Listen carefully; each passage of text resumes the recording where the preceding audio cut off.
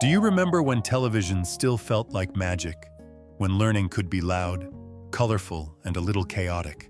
Before streaming platforms and curated algorithms, there was The Electric Company, a show that turned literacy into an adventure. Between the fuzzy glow of Saturday cartoons and public service announcements about staying in school, this PBS experiment brought rhythm, rhyme, and electricity to the classroom living room. Its psychedelic visuals looked like lava lamps gone wild. Its cast shone with Broadway stars and future Hollywood legends. And somehow, it made spelling feel like show business.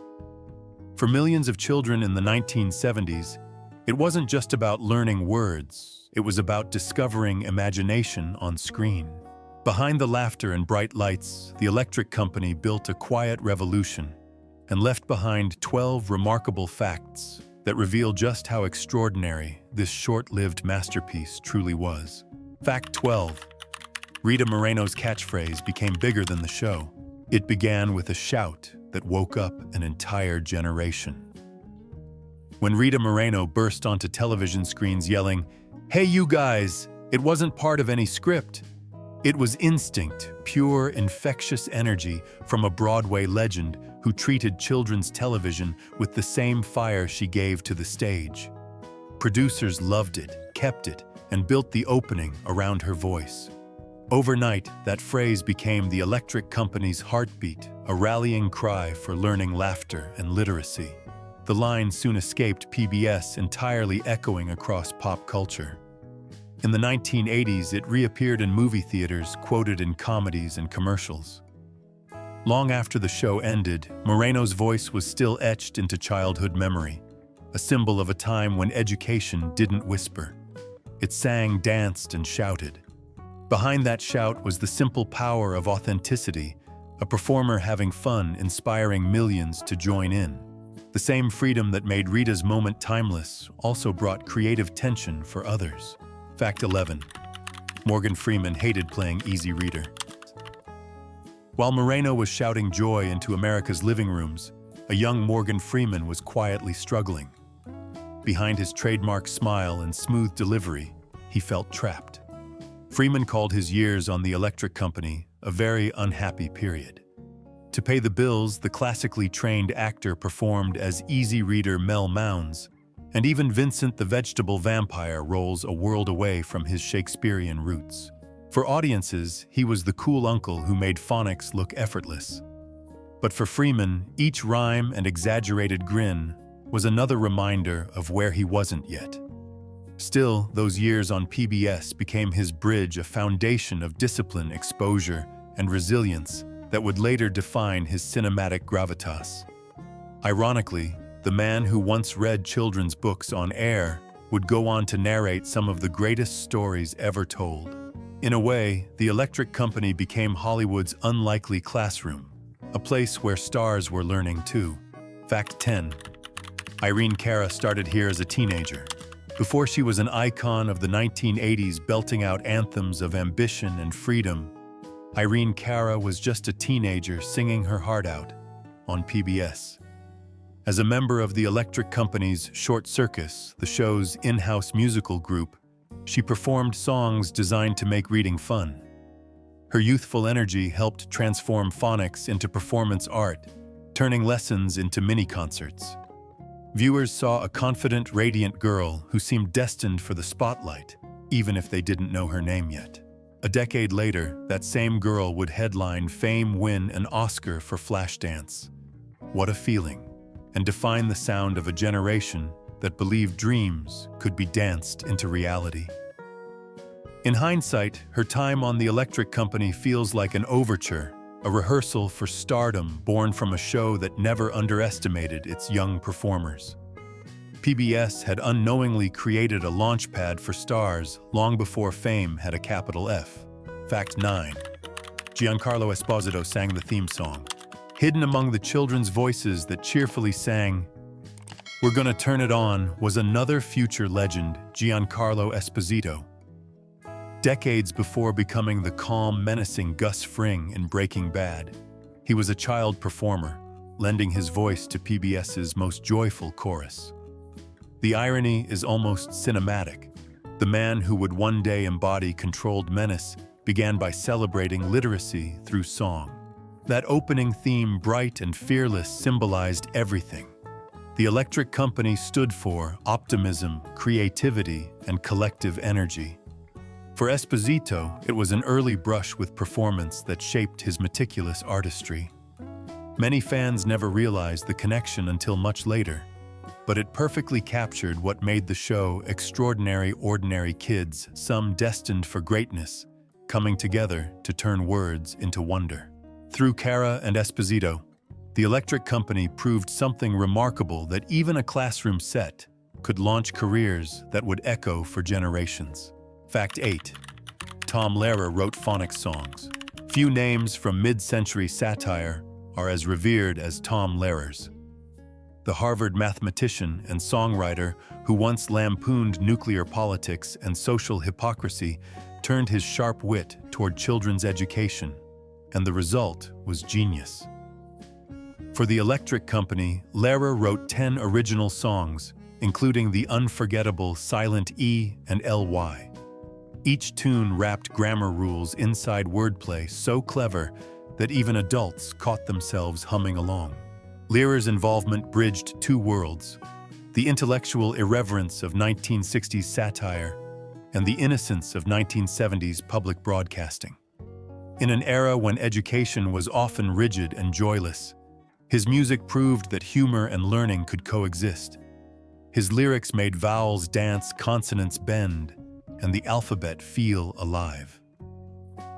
Looking back, his contributions symbolized what the electric company did best: transform literacy into performance, proving that intelligence and creativity are not opposites, but partners in discovery.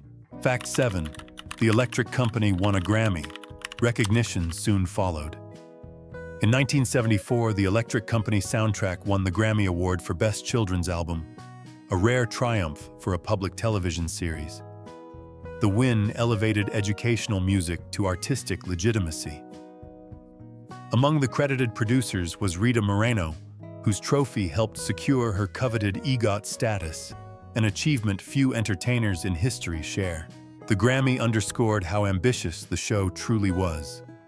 While other programs aimed simply to educate, the electric company sought to enchant.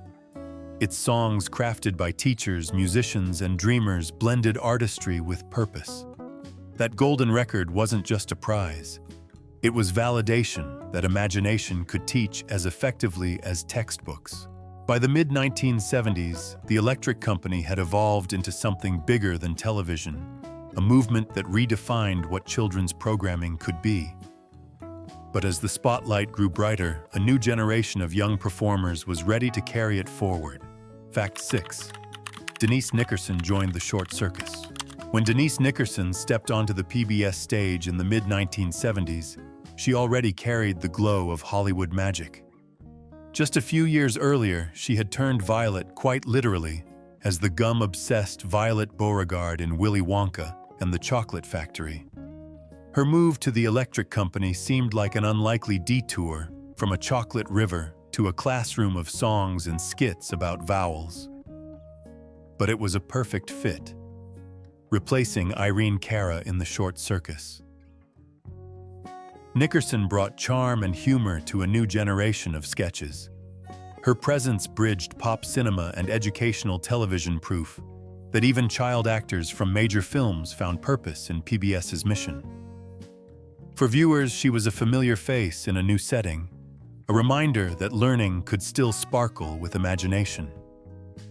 Though she appeared for only one season, her contribution became a nostalgic echo of that era's creative crossover between Hollywood and education. Fact 5. The show used technology that felt like magic. Long before Pixar or digital editing suites, the electric company dazzled audiences with something called Scanimate, a pioneering analog video synthesizer. The technology could bend, stretch, and color words with liquid movement, creating visuals that looked decades ahead of their time. Each letter seemed alive, morphing and glowing as music pulsed underneath. At a time when most children's programs were filmed on static sets, these effects were revolutionary. kids didn't just learn what words meant, they saw them breathe and change. Produced by Dolphin Productions, Scanimate sequences cost more than most homes, but PBS invested anyway, betting that visual engagement could ignite young minds. They were right. Those swirling animations became burned into a generation's collective memory, transforming reading lessons into light shows. Even today, digital artists cite the Electric Company as a precursor to modern motion graphics, a reminder that before computers ruled creativity, analog imagination did. As technology evolved, so did curiosity, and one peculiar phrase from the show would soon become its greatest mystery. Fact 4. The mystery of Naomi. For decades, one question lingered in the minds of the Electric Company's most devoted fans. Who was Naomi? Every few episodes, sketches ended with the cryptic line, "And what about Naomi?" A question delivered with soap opera seriousness that seemed to promise an answer that never came. Viewers speculated endlessly. Was Naomi a hidden character, a forgotten cast member, some kind of moral symbol? The truth revealed years later was delightfully human. Naomi was Naomi Foner, an associate producer on the show. The recurring line was an inside joke among the staff, a wink to those behind the scenes who worked tirelessly to bring literacy to life. Foner would go on to become an Oscar-nominated screenwriter for Running on Empty, and even more surprisingly, the mother of Jake and Maggie Gyllenhaal. In hindsight, that simple in-joke linked public broadcasting to future Hollywood royalty, proof that even the smallest creative moments can ripple through generations. Fact 3. Paul the Gorilla's human inspiration. Among the show's most beloved recurring characters was Paul the Gorilla, a clumsy, kind-hearted puppet who helped children learn language through laughter. But few knew the gorilla's name carried a tribute. He was named after Paul Dooley, the show's original head writer. Dooley, who would later become a recognizable face in 16 Candles and Curb Your Enthusiasm, infused the program with wit that balanced education and absurdity. The naming of Paul the Gorilla reflected the show's family-like atmosphere, where writers, actors, and crew poured their personalities into the work. Every sketch felt alive because it was written and performed by people who believed education could be joyous. The puppet became a small monument to their camaraderie, a reminder that even humor served a purpose to make learning unforgettable. But behind all the laughter and bright ideas, PBS faced a challenge no creativity could overcome: the cold math of production costs. Fact 2. 780 episodes, then canceled by cash. By the mid-1970s, the Electric Company had achieved what few educational shows ever could: 6 seasons, 780 episodes, and a place in the cultural DNA of an entire generation. But success on paper didn't translate to financial survival. The Children's Television Workshop, the powerhouse behind both Sesame Street and the Electric Company, faced an impossible choice: fund the colorful, expensive literacy series, or keep investing in Sesame Street, which had become a global phenomenon. The economics were brutal. Sesame Street generated endless revenue through books, toys, and merchandise. The Electric Company, however, had no lunchboxes, no plush vowels, no Big Bird to anchor its brand. It was pure education, brilliant, effective, and unmarketable. In 1977, production ceased. Reruns continued until 1985, and then just like that, it was gone. The show that once electrified afternoons vanished quietly, a casualty of budgets and shifting priorities. Yet even in its ending, it symbolized the purity of an era when teaching mattered more than profit. Fact 1. Judy Graubard was there at the beginning and the end. As the final episode aired, one face embodied everything the Electric Company had stood for: Judy Graubard. She was there from day one, appearing in the first sketch of the very first episode in 1971. And she was there again in the farewell segment 6 years later. Alongside co-stars Skip Hinnant and Morgan Freeman, she helped bring the show full circle, closing the curtain with the same warmth and sincerity that had defined its start. Her presence created a poetic symmetry. The same performer who helped launch the series was now helping it say goodbye, not with spectacle, but with gratitude. No fireworks, no dramatics, just a quiet reminder that education at its best is personal.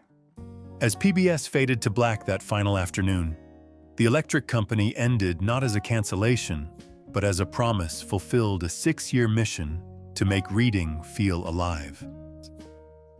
Looking back, the electric company feels like more than just a children's program. It was a time capsule of imagination, collaboration, and unfiltered optimism. It taught reading, yes, but it also taught creativity, inclusivity, and the magic of learning through laughter. From Rita Moreno's exuberant shout to Tom Lehrer's clever songs, from Morgan Freeman's reluctant performances to the experimental visuals that defined 1970s innovation, every piece of it reflected a belief that television could do more than entertain, it could inspire. For many who grew up in that golden glow of PBS afternoons, those lessons never faded. The show's cast would go on to win Oscars, write hit songs, and change the landscape of film and music. But the electric company remained their shared origin story, a reminder that genius often begins with curiosity and a camera. Of the 12 facts above, which one surprised you the most? Share your favorite memory in the comments, and if you enjoyed this nostalgic journey, don't forget to like, subscribe, and ring the bell for more retro deep dives. Thank you for watching, and see you in the next video. This is TV Time Capsule.